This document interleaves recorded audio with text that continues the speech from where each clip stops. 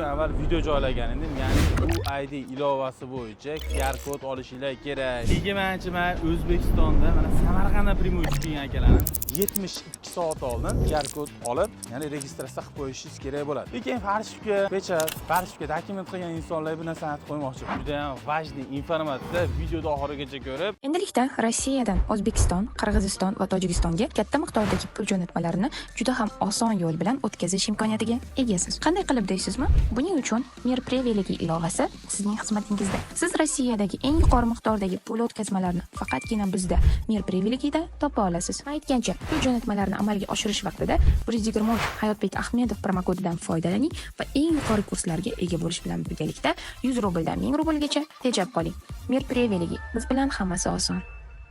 Bu videomizda aynan Rossiya davlati kelmoqchi bo'layotgan yaqinlarga jo'natib qo'yinglar. Juda ham важный informatsiya. Videoda oxirigacha ko'rib, albatta like bosib qo'ysanglar juda ham xursand bo'laman. Akalar, biz sizlar 2-3 kun avval video joylagan edim. Ya'ni UID ilovasi bo'yicha QR kod olishinglar kerak deb informatsiya qo'yganimda juda ko'p insonlar Hayotbek, men ertaga bilet olyapman. Hayotbek qachondan amal qiladi? Juda ko'p inson so'ragan. Shuning uchun men sizlarga qisqacha qilib informatsiya berib qo'ymoqchiman. Mana shu holatda Telegram kanal bemalol через silkasi orqali registratsiya qilsalar ham bo'laveradi. Bepul, hech kimga hech qanaqa pul to'lamaysiz. Bu birinchisi. Ikkinchisi aka-ukalarim, agarda sizda go'st uslugingiz bo'lmasa, oldin misol tariqasida go'st uslugingiz bo'lgan, hozir paytda yo'q bo'lsa, через elektron pochta orqali ham registratsiya qilib, ya'ni kelsanglar bo'laveradi. Eng asosiysi may oyida kelasizmi yoki iyun oyida kelasizmi? Hozirgi paytda kerak emas, faqat 1-iyuldan boshlab kimda-kim Rossiya davlatiga ishlash uchun, частный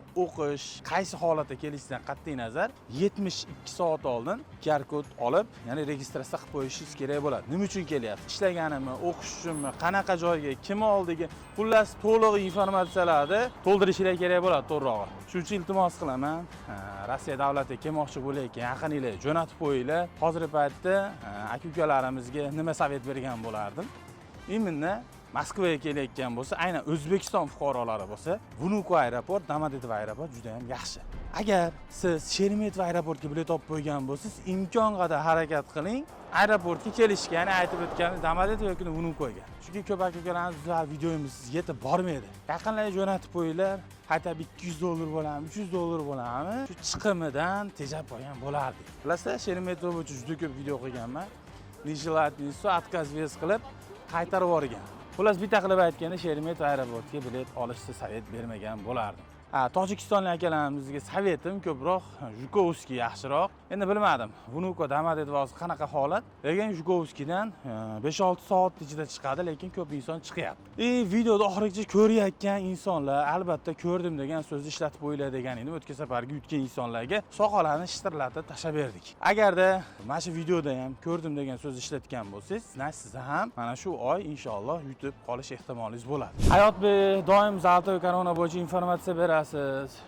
Yana qisqa qilib informatsiya berib qo'ying, O'zbekistondaman. Qarzdorligim sudga chiqqan ekan. Xat keldi. Men nima qilsam bo'ladi deyapti. Borsam bo'ladimi? Meni kirgizadimi deb savol berdi. Akalar, agar siz O'zbekistonda boshqa davlatda bo'lishidan qat'iy nazar qarzdorlik olgan bo'lsangiz, sudga oshgan bo'lsa, Rossiya davlatiga kelib, dokument qilishingizga hech qanaqa qarshilik bo'lmaydi. Kelaverasiz, faqat chiqet olmaysiz. Ya'ni chiqet olmaysiz degan qanday ma'noda? Qarzdorlik to'laysiz, keyin chiqetasiz. Shunda ham 2 hafta ish kunidan keyin to'laganingizdan keyin chiqetasiz. Shuning uchun qarz olgan insonlarga ham jo'natib qo'yinglar. O'z uchun informatsiya, kimda qarzi bor, men Rossiyaga kira olmayman yoki dokument qila olmayman deb o'ylanayotgan bo'lsa, bunaqa narsalarga hechcha yengil qarab qo'yish kerak. Lekin farishga, pechat, farishga dokument qilgan insonlar bu narsani aytib qo'ymoqchiman. Qildingiz bo'ldi. Akam, dalshi ketishda nima muammo bo'ladi? Dalshi samolyotda bo'lsa muammo bo'lmaydi.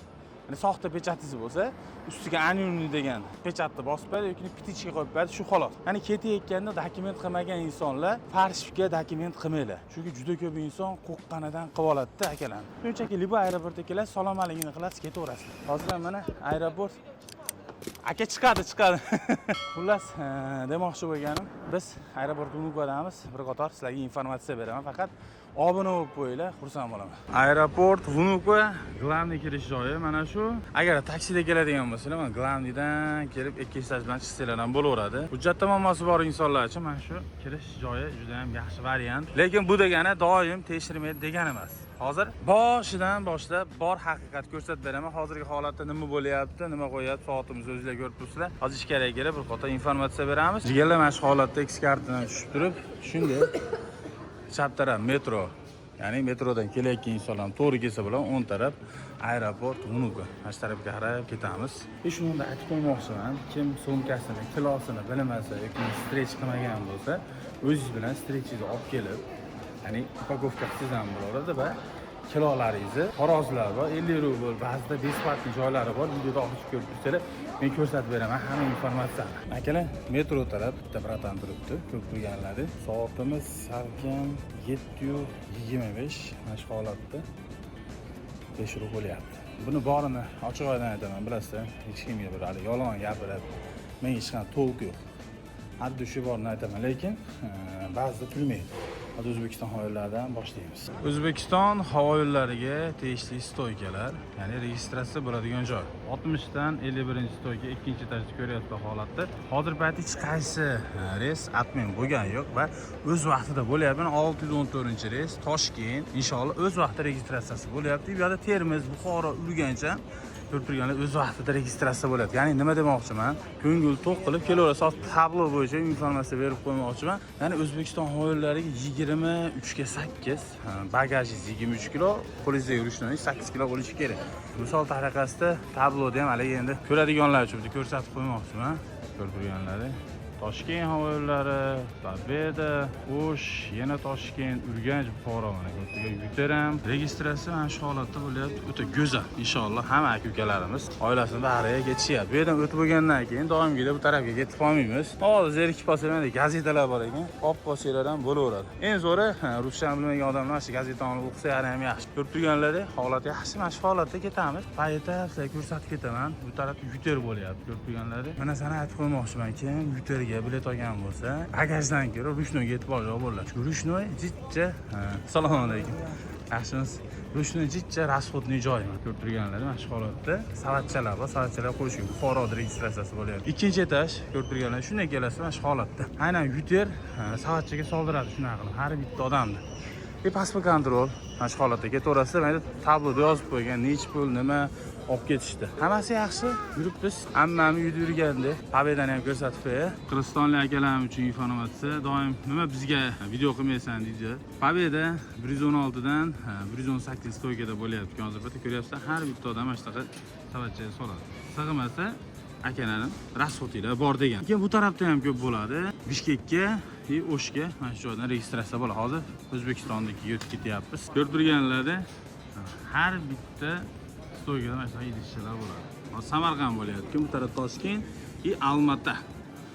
Almata ham registratsiyasi bo'lyapti. Mana shu полный O'zbekiston, Qirg'iziston kechki paytga reyslar mana shu yerdan bo'ladi. Ya'ni registratsiya joyi. Bagajni nech pul, nima, razmerlarni ko'rsat deydiganlar hali ham videoga like bosib qo'ying. Sizlarga hozir razmerlari bilan informatsiya to'liq beraman, narxlari qanaqa bo'ladi. Ko'rib turganlarda, endi O'zbekistonga bo'layotgan holat.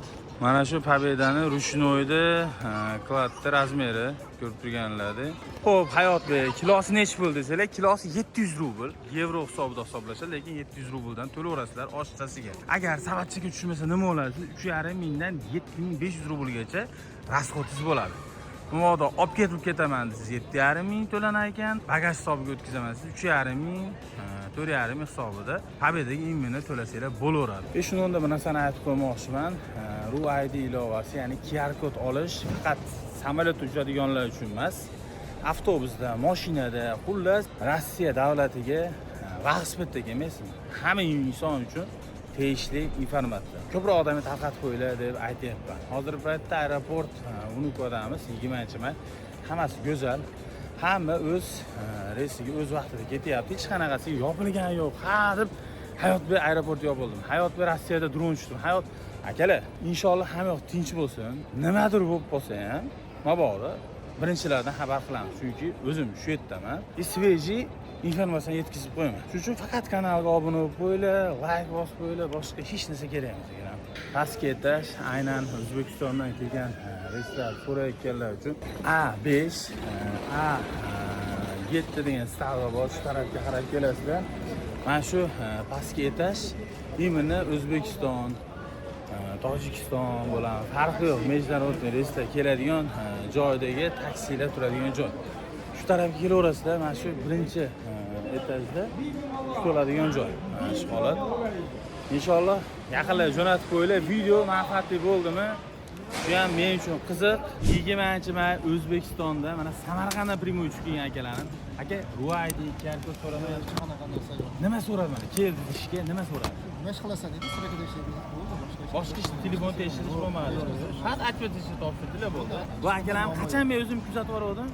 20-mayda ketgan, 20 yanvarda ketgan. 20-yanvarda ketdi, mana hozir kelishdi. Shuning uchun akalar bizga xizmatimizda aloqa chiqaverasizda, xudo xizmatinglardan. Sog' bo'linglar. Sizga omad. Hop, har doimgidek sizlar manfaatli video qilishni harakatidaman. Hali ham kanalga obuna bo'lmaganlar obuna bo'lib qo'yinglar. Keyingi aeroport Domodedovo yoki Jukovskiydan bo'lsinmi, shuni ham yozib qo'yinglar. Inshaalloh Allohga omonatda aytgancha aeroportga taksi xizmati kerak bo'lsa, Timur iltimos qilaman mana shu videoda hozirda o'zida taksi xizmati deb yozib qo'y, o'zimning nomerimni va videoda boshiga ham yozib qo'ygan bo'lsang, juda ham xursandman. Allohga omonat.